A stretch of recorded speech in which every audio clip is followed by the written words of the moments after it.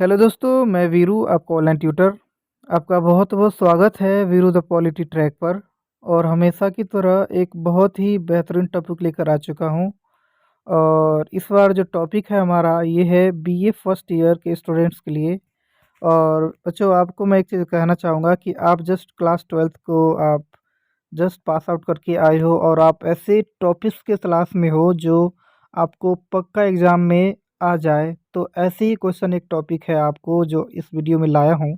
और ये है अरस्तू का नागरिकता पर विचार।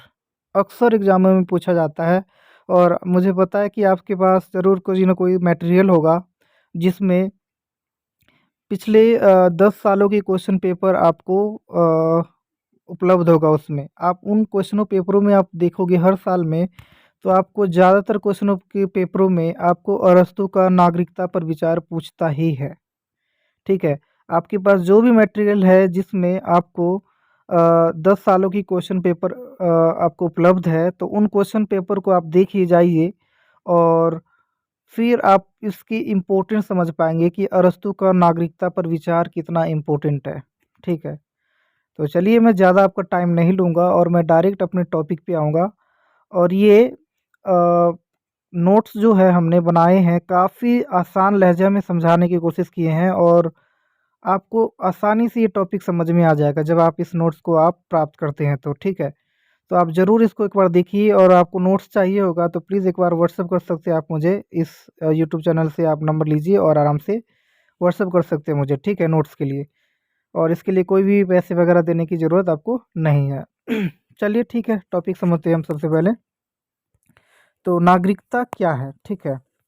तो नागरिकता समझने के लिए आपको एक चीज़ मैं बताना चाहूँगा, नागरिकता है क्या? तो व्यक्ति का वह गुण जिसके आधार पर, ठीक है, ना व्यक्ति का वह गुण जिसके आधार पर एक व्यक्ति किसी राज्य की सदस्यता प्राप्त करता है। व्यक्ति का वह गुण जिसके आधार पर व्यक्ति किसी एक राज्य का सदस्यता प्राप्त करता है और उस राज्य का राजनीतिक अधिकार भी प्राप्त करता है। ठीक है, राजनीतिक अधिकार यानी देश के शासन में भाग लेने का अधिकार प्राप्त करता है। तो इसी को ही हम नागरिकता कह देते हैं।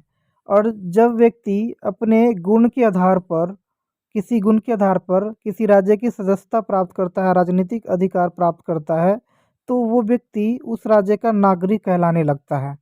ठीक है, तो आपको समझ में आया होगा कि नागरिकता एक्चुअली में होता क्या है। ठीक है, तो नागरिकता का डेफिनेशन समझ में आ गया है, तो चलिए आगे हम समझते हैं। अब हमें अरस्तू के बारे में जानना चाहिए। तो अरस्तू ने अपने पुस्तक पॉलिटिक्स में, ठीक है, अरस्तु ने जो पुस्तक लिखा है, ग्रंथ लिखा है अपना, उस ग्रंथ का नाम है बच्चे पॉलिटिक्स। ठीक है, और उन्होंने अपने पुस्तक पॉलिटिक्स के भाग 3 में नागरिकता पर अपना विचार रखा है। यानी कि अरस्तु ने जो पॉलिटिक्स जो ग्रंथ लिखा है उनमें कई सारे भाग हैं। ठीक है, और उसके जो तीसरा जो भाग है, ठीक है, तो तीसरे भाग में नागरिकता पर विचार रखा है उन्होंने। ठीक है, और उन्होंने नागरिक पर विचार रखते हुए राज्य का भी वर्णन किया है। उन्होंने पॉलिटिक्स के भाग 1 में स्पेशली राज्य का वर्णन किया कि राज्य का उत्पत्ति वगैरह कैसे हुआ है। ठीक है, लेकिन भाग 3 की बात करें तो भाग 3 में स्पेशली उन्होंने नागरिकता के बारे में ज़िक्र किया है। तो अरस्तू की अगर बात करें तो अरस्तू ने नागरिकता पर विचार रखते-रखते, ठीक है, उन्होंने राज्य पर भी अपना राय दिया है। दोनों को रिलेटिव करने के लिए, राज्य और नागरिक को डिफाइन करने के लिए, दोनों के बीच में संबंध दिखाने के लिए राज्य का भी उन्होंने एक्सप्लेन किया है अपने पुस्तक में। ठीक है। अरस्तू के अनुसार राज्य की अगर बात करें, देखो अब हम राज्य का डेफिनेशन पढ़ रहे हैं हम। ठीक है, अरस्तू के अनुसार राज्य स्वतंत्र मनुष्यों का, स्वतंत्र लोगों का, स्वतंत्र जन समुदाय का, ठीक है, एक समूह है, एक समुदाय है। ठीक है, मैं एक बार फिर से बोलूँगा कि राज्य क्या होता है, एक देश क्या है, राज्य मतलब देश। ठीक है, राज्य क्या है, तो स्वतंत्र मनुष्यों का एक समुदाय है, एक संगठन है। ठीक है, राज्य इसी को कह देते हैं, बहुत सारे लोगों का एक संगठन राज्य है। ठीक है, अब राज्य की उत्पत्ति कैसे कैसे हुआ ये भी जानना हमें अनिवार्य लगता है, ठीक है। तो एक बार हम इसके उत्पत्ति को हम समझ लेते हैं। तो देखो, मनुष्य ने अपनी आवश्यकताओं की पूर्ति के लिए मनुष्य ने अपनी आवश्यकताओं की पूर्ति के लिए विवाह नामक संस्था का निर्माण किया। मतलब मनुष्यों ने अपनी आवश्यकताओं को पूर्ति करने के लिए विवाह जैसी परंपराओं को शुरुआत किया था। और विवाह करने से क्या हुआ कि परिवार का निर्माण हुआ। किसका निर्माण हुआ? परिवार का निर्माण हुआ, ठीक है। अब देखो, परिवारों से भी जब मनुष्य की आवश्यकता पूरी नहीं हुई ना, परिवारों से भी अब आवश्यकता पूरी नहीं हुई, तो कई सारे परिवारों ने मिल करके और एक गांव बना लिया। क्या बना लिया? कई परिवारों ने मिलकर एक गांव बना लिया, ठीक है। और गांव से भी आवश्यकता जब पूरा नहीं हुआ, ठीक है, तब इन लोगों ने, मतलब जन समुदाय ने नगर राज्य की स्थापना किया। मतलब एक देश की स्थापना किया, शहरों की स्थापना किया, ठीक है। तो नगर और राज्य की स्थापना किया जब गांव से भी आवश्यकता पूरा नहीं हुआ। और आज के टाइम की बात करें तो नगर और राज्य से लोगों की हर आवश्यकताएं पूरी हो रही है, ठीक है। आप देख रहे होंगे हर आवश्यकताएं पूरी हो रही है। हम ये जिस देश में भी रह रहे हैं तो हमारी ज़रूरतों को सरकार पूरा करने की कोशिश करता है। तो हर चीज़ पूरा हो रहा है हमारा, ठीक है।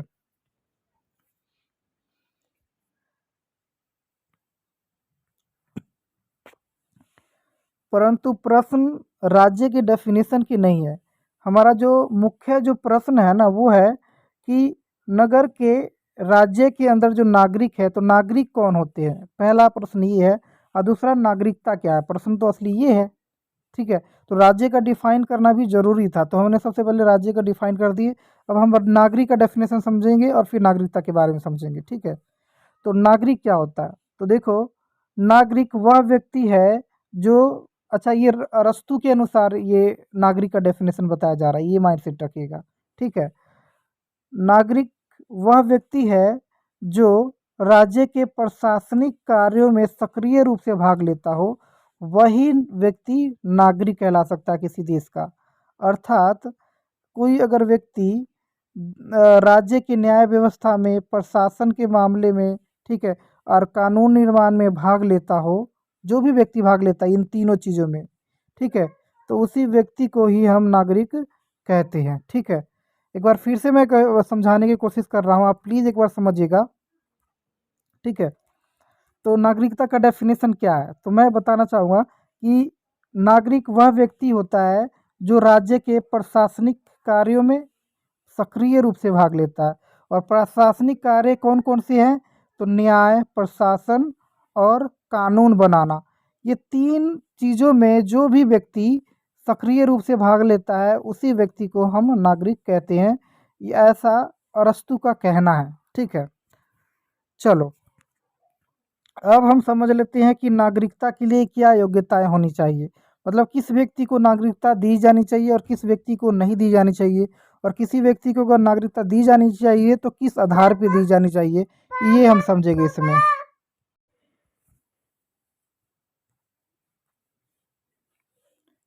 जिस व्यक्ति के पास बहुत सारे दास और संपत्ति हो, उसी व्यक्ति को नागरिकता प्राप्त होना चाहिए, ऐसा अरस्तू का मानना है, ऐसा कहना है, ठीक है।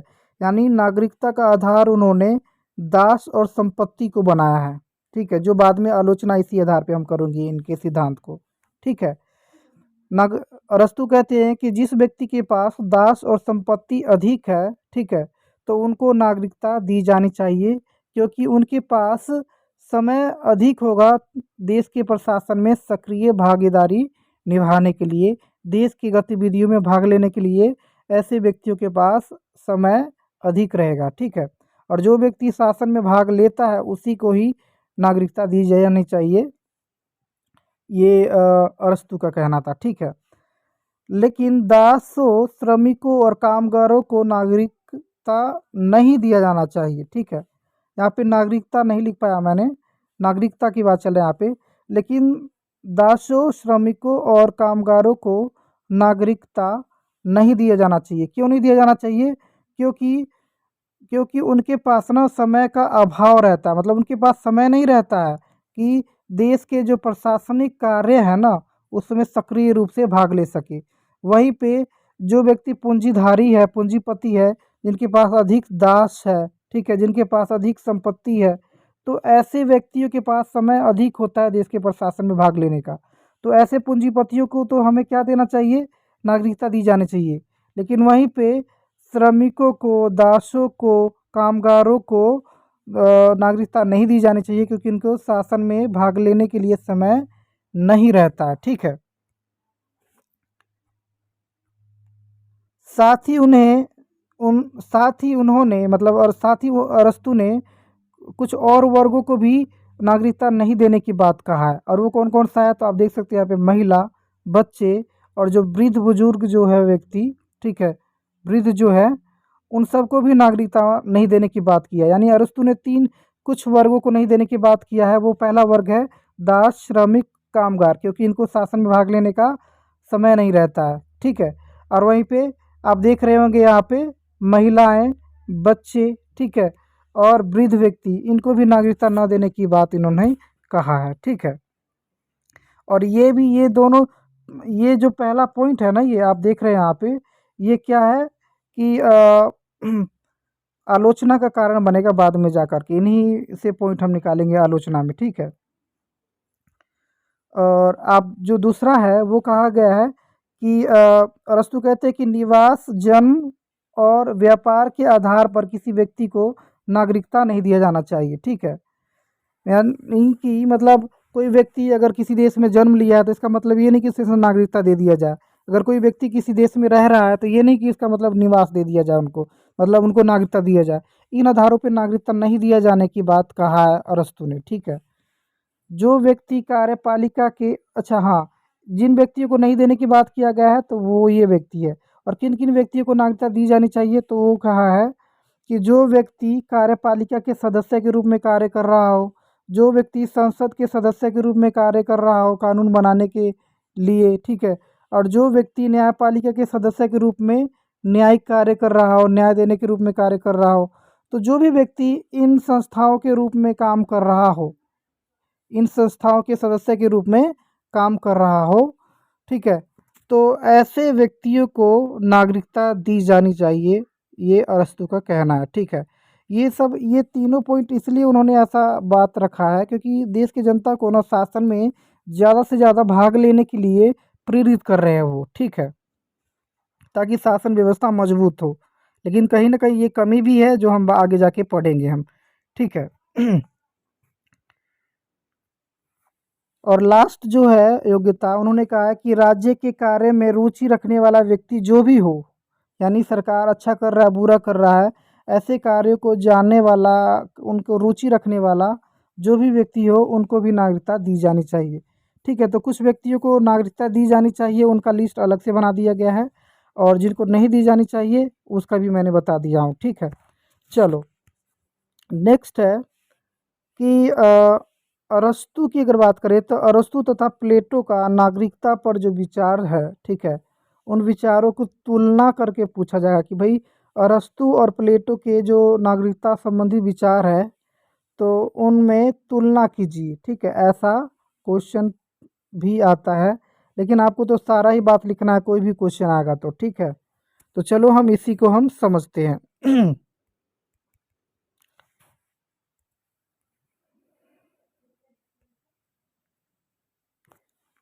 तो तुलना में हम क्या पढ़ेंगे? तो कुछ समानताएं तो कुछ असमानताएं। तो समानताएं तो एक ही है भाई, ठीक है। क्या है? तो अरस्तु ने श्रमिक वर्ग को ना नागरिकता नहीं देने की बात कहा है, क्योंकि श्रमिक है, काम करते हैं, ठीक है, देश की उत्पादन क्रियाओं में भाग लेते हैं, और उनके पास ना देश के प्रशासन में भाग लेने का समय नहीं रहता है, समय का अभाव होता है श्रमिक वर्ग में। तो इसीलिए इनको नागरिकता नहीं दिया जाना चाहिए, ये अरस्तु का कहना था, ठीक है। और प्लेटो का भी राय थोड़ा मिलता जुलता है, ठीक है। प्लेटो की अगर बात करें तो प्लेटो ने उत्पादक वर्ग को शासन के कार्य में भाग लेने का अधिकार नहीं दिया है, ठीक है। यानी कि समझिए, प्लेटो का आप पढ़े होगे न्याय सिद्धांत, ठीक है, अगर नहीं पढ़े हो तो पढ़ लो, क्योंकि प्लेटो का न्याय सिद्धांत भी बहुत ही इम्पोर्टेंट है बीए में, ठीक है, बीए फर्स्ट ईयर के लिए। तो थोड़ा सा मैं बताऊंगा कि प्लेटो ने न्याय सिद्धांत में क्या कहा है। तो प्लेटो ने क्या कहा है, ध्यान से सुनिएगा। तो एक शासक वर्ग है, एक उत्पादक वर्ग है और तीसरा है सैनिक वर्ग। ठीक है, उत्पादक वर्ग की अगर बात करें तो उन्होंने उनके लिए कहा है कि भाई वो उत्पादन से संबंधित ही काम करना करे। सेना की अगर बात करें तो वो सेना में भाग लेकर देश की रक्षा करने का काम करे। और वहीं पे शासक वर्ग की अगर बात करें तो वो देश की शासन व्यवस्था को संभालने का काम करे। और तीनों वर्गों को अपने अपने क्षेत्र में ही काम करना चाहिए और दूसरे के कार्यों में दखलंदाजी नहीं करना चाहिए। यानी कि प्लेटो का कहना है कि उत्पादक वर्ग शासन में भाग नहीं ले सकता है, सैनिक वर्ग शासन में भाग नहीं ले सकता है, सिर्फ और सिर्फ राजा ही या शासक वर्ग ही राजा बन सकता है, ऐसा प्लेटो का कहना था। तो प्लेटो और अरस्तु का विचार थोड़ा बहुत मिलता है। मिलता क्या है कि श्रमिकों को इन्होंने नागरिकता नहीं दिया अरस्तु ने, और प्लेटो ने श्रमिक वर्ग जो थे, उत्पादक वर्ग जो थे, उनको शासन में भाग लेने का अधिकार ही नहीं दिया। तो दोनों की समानता यहाँ पे थोड़ा थोड़ा मिलता है बातों में, लेकिन दोनों में असमानताएं बहुत है और इन असमानताओं को हमें समझना चाहिए बारीकी से। तो चलिए हम समझते हैं।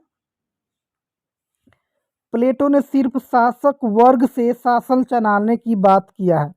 ठीक है, प्लेटो ने क्या कहा है कि शासन सिर्फ शासक वर्ग ही चलाएगा, जैसे मैंने ऊपर बताया था मैंने आपको। ठीक है, लेकिन वहीं पे अरस्तु की बात करें तो उन्होंने देश के शासन में देश के हर एक नागरिकों को भाग लेने के लिए प्रेरित किया है। ठीक है, उनकी योग्यताओं को बढ़ाने की कोशिश किया है। इसलिए उन्होंने अपना नागरिकता में ये बात कहा था कि जो व्यक्ति देश के हर एक प्रकार के शासन में भाग लेता है, ठीक है, उन्हीं को नागरिकता देना चाहिए। यानी कि जो व्यक्ति शासन में भाग लेगा उसको नागरिकता मिलेगा। तो ऐसे में देश के हर एक व्यक्ति शासन में भाग लेगा। तो अरस्तु का कहीं ना कहीं थोड़ा सा विचार उदारवादी यहाँ पे लग रहा है, किसके तुलना में, प्लेटो के तुलना में। क्योंकि प्लेटो कहता है कि शासन सिर्फ शासक वर्ग से ही होगा, वंशानुगत रूप से। ठीक है, लेकिन वहीं पे अरस्तु कहते हैं कि देश के अगर जो भी नागरिक अगर शासन में भाग ले सकता है तो वो लेना चाहिए, ज़्यादा से ज़्यादा लेना चाहिए। ठीक है, सिर्फ शासक वर्ग नहीं, ऐसा अरस्तु का कहना है। वहीं पे अब हम जान लेते हैं दूसरा पॉइंट, क्या कमी है दोनों के अंदर। तो प्लेटो का मानना था कि शासन चलाने के लिए योग्यता कुछ विशेष वर्ग में ही है। यानी प्लेटो का कहना था कि शासन चलाने की जो योग्यता होती है ना, वो सिर्फ विशेष वर्ग नहीं, सिर्फ शासक वर्ग में ही होता है। वहीं पे अरस्तु का ऐसा मानना नहीं था और इसीलिए वो देश के हर एक नागरिक को शासन में भाग लेने के लिए प्रेरित कर रहा था। ठीक है,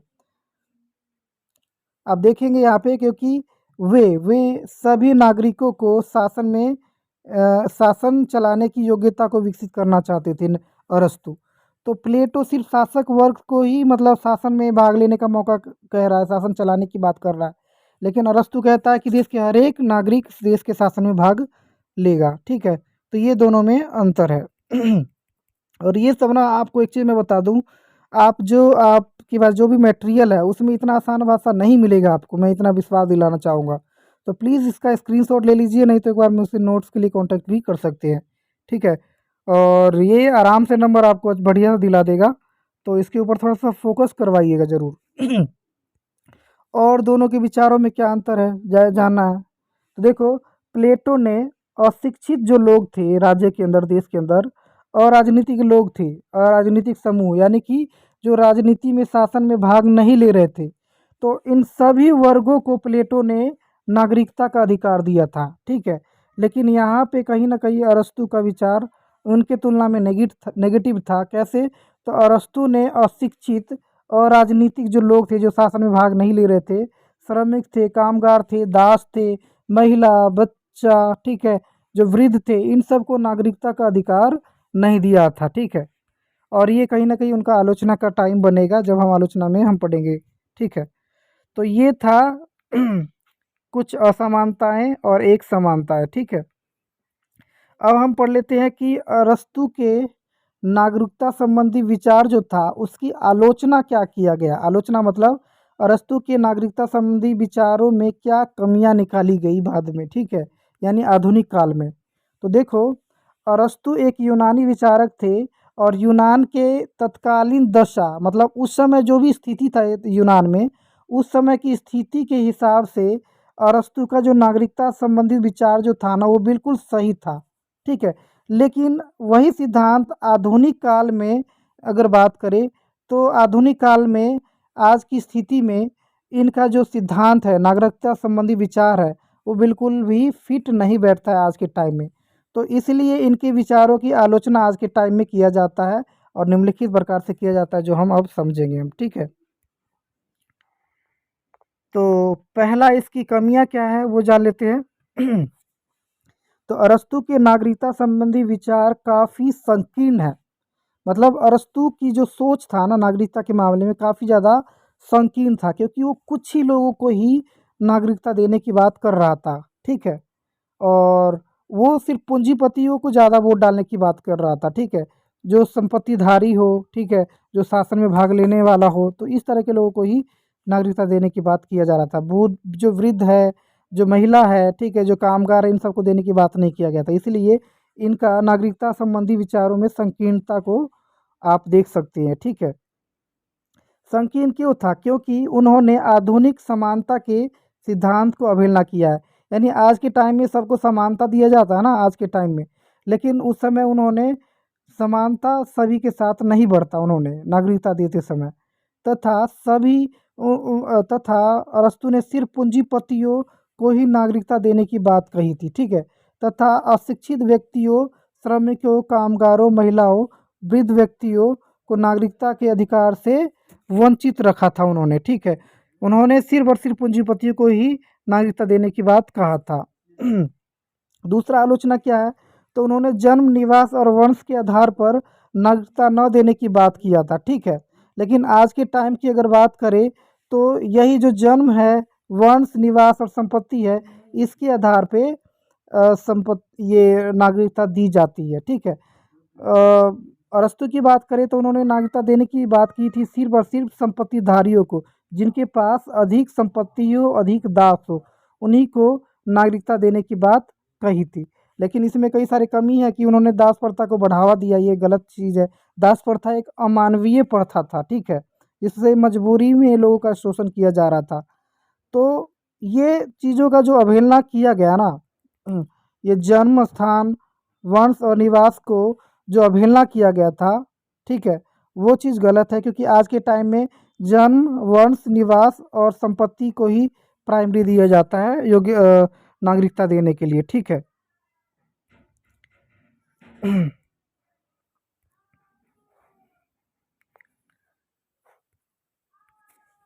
अरस्तु के नागरिकता पर विचार से राज्य का अधिकांश जनसंख्या नागरिकता से वंचित हो गया।